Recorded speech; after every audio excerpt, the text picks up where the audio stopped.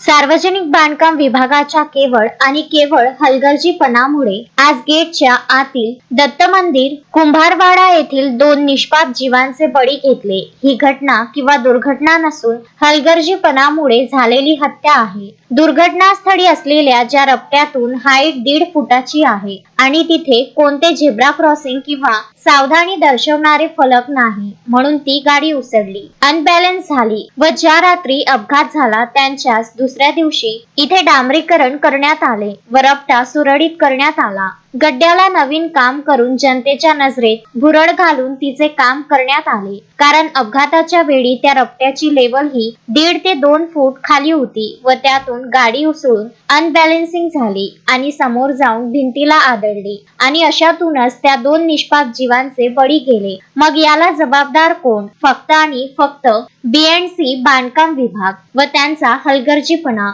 या पूर्ण घटनेची शहानिशा होऊन गेलेल्या निष्पाप जीवांना न्याय मिळाला पाहिजे, कारण सध्या त्या ठिकाणी अमरावती बडनेरा रोडची स्थिती आपण सर्व जाणत आहात। त्यामुळे या प्रकरणाला न्याय मिळणे गरजेचे आहे। शिवसेना उबाठा गटाचे प्रवीण हरमकर हे लवकरच सार्वजनिक बांधकाम विभागाच्या चुकीच्या कार्याबद्दल आंदोलन छेडणार असल्याचे प्रवीण हरमकर यांनी सांगितले। Vidarbha news bureau, Amravati.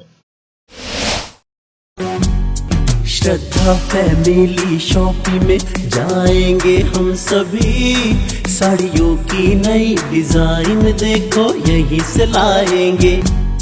Shraddha family shopping में जाएंगे हम सभी, लेडीज जेंट्स बच्चों की हर फैशन लाएंगे सभी।